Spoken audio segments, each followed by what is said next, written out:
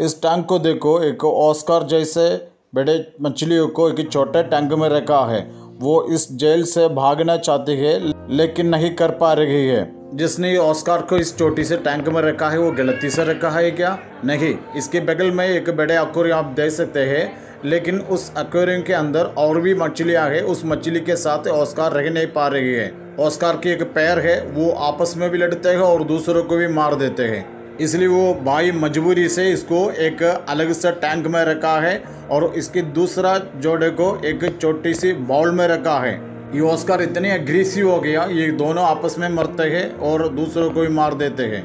आपके साथ भी ऐसी गलतियां हो सकते हैं।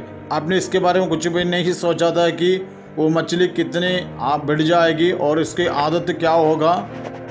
क्या वो आपकी मौजूदा मछलियों के साथ अनुकूल है? क्या उससे आसानी से संभाल सकते हैं? क्या उसे बड़ी एक्वेरियम की आवश्यकता होगी? आपने एक छोटी आकार की जोड़ी तो लाई थी, लेकिन वो जल्दी बहुत तेज से बढ़ने लगी। अब आप उसके साथ क्या करोगे? इस तरफ की स्थितियों से बचने के लिए मछली को एक्वेरियम में लाने से पहले सोचें। हाँ, मैं आपको कुछ बड़े मछलियों और उनके टैंक मेट्स को बारे में कुछ विचार दे रहा हूँ जो आपकी बड़ी गलतियों से बचने में मदद करेगी।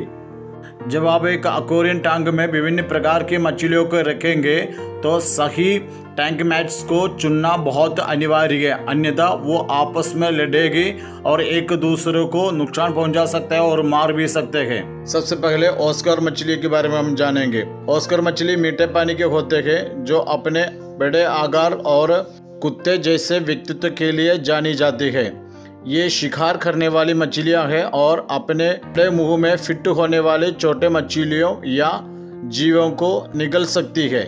इसी कारण से इन्हें आमतौर पर अकेला रखा जाता है, लेकिन यदि सही टैंक मैट्स चुने जाए तो ये अन्य मछलियों के साथ भी सह अस्तित्व में रह सकती है। कुछ मछलियां जो ऑस्कार मछलियों के लिए अच्छे टैंक मैट्स हो सकती है उनमें शामिल है फायरमाउथ सिगलेट, सिल्वर डॉलर्स, सेलिफिन फ्लेकोस, सेवरम सिगलेट्स, कॉन्विक्ट सिगलेट और क्लाउन लोचस। अरवाना बड़ी शिकारी मछलियां होती है जिन्हें टैंक मैट्स चुनने समय सावधानी बरतनी पड़ती है ताकि संगतता सुनिश्चित हो सके और तनाव को कम किया जा सके। यहाँ अरवाने के लिए कुछ अच्छे टैंक मैट्स हैं, जैसे oscar, jaguar cichlid, green terror और कैटफिश, सिल्वर डॉलर, गैन गोरामी, टिनफॉइल बर्ब। छोटे मछलियों से बचें क्योंकि अरवाना उन्हें भोजन समझ सकते हैं। इसी तरह अत्यधिक आक्रामक मछलियों से भी बचें जो अरवानों को तनाव दे सकती है।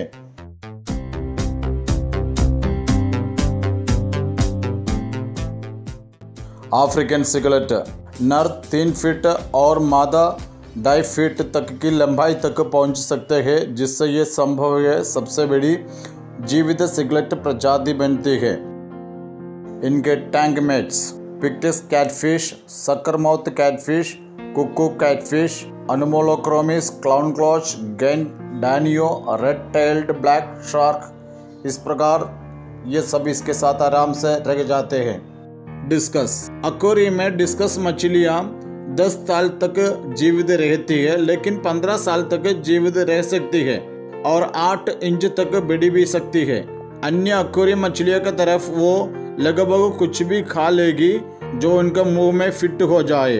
उनके आकार के कारण उन्हें अक्सर 210 लीटर के कैपेसिटी का टैंक में रखना चाहिए। डिस्कस के साथ अन्य प्रकार के डिस्कस को भी रख सकते हैं, पर गोल्डफिश के साथ नहीं रखेंगे। गोल्डफिश ठंडा पानी पसंद करती है।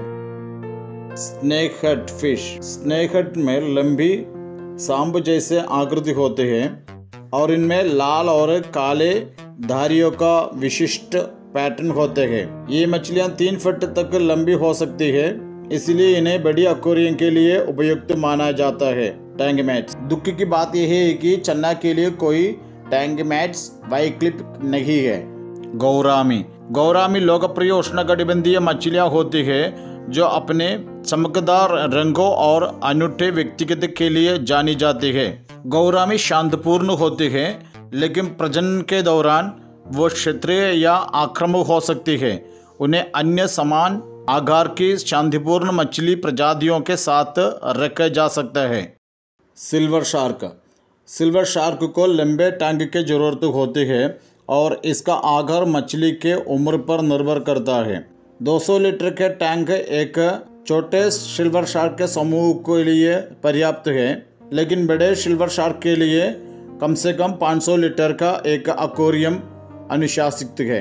टैंक मैच सिल्वर शार्क को अन्य घोर आक्रामक प्रजातियों के साथ सामुदायिक टैंक में रखा जा सकता है, जैसे कि angel fish, plecos, clown loach, pictus catfish, red tail catfish. एक एक्वेरियम में जहां उन्हें अच्छी तरह से खिलाया जा सकता है, ये मछलियाँ काफ़ी तेजी से बढ़ सकती है और पूरी तरह से विकसित होने पर उन्हें कम से कम हजारों लीटर पानी के टैंक की आवश्यकता होती है।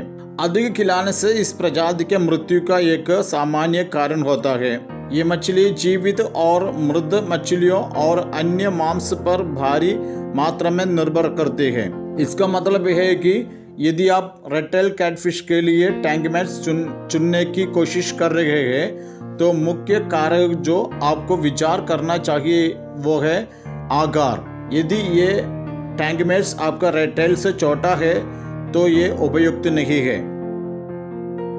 रेड बेल्ड पैकू आक्रामक मछली नहीं होते हैं और हालांकि वे अपनी ही प्रजाति की अन्य मछलियों के साथ रहना पसंद करते हैं, लेकिन इन्हें अन्य मछलियों के साथ भी रख जा सकते हैं। अन्य बड़ी और शांत स्वभाव की प्रजाति जैसे डेटनोइड्स रेड बेल्ड पैकू के लिए उपयुक्त टैंक मैच बनती है। एलिगेटर घर विभिन्न प्रकार के जलीय आवासों में पाए जाते हैं, लेकिन ज़्यादातर दक्षिण संयुक्त अमेरिका के जलाशयों और झीलों और निचले इलाकों की नदियों के किनारे और खारे पानी वाले मुहाने, दलदलों और गाड़ियों में मिलती है। टैंक मैच ये तो स्पष्ट है कि घर को उन मछलियों के साथ नहीं रखा जा सकता है जो आकार में उससे बहुत छोटी हो। हालांकि बड़े और अधिक सक्रिय साथी घर को परेशान कर सकते हैं। सही परिस्थितियों में आप घर को एक्वेरियम में कई साल तक, यहाँ तक कि वो दशकों तक जीवित रखने की उम्मीद कर सकते हैं। इस प्रकार की बेसिक नॉलेज मिलने वाला अनेक वीडियो हमारे चैनल में है। अगर अभी तक आपने सब्सक्राइब नहीं किया, सब्सक्राइब करना ना भूलें।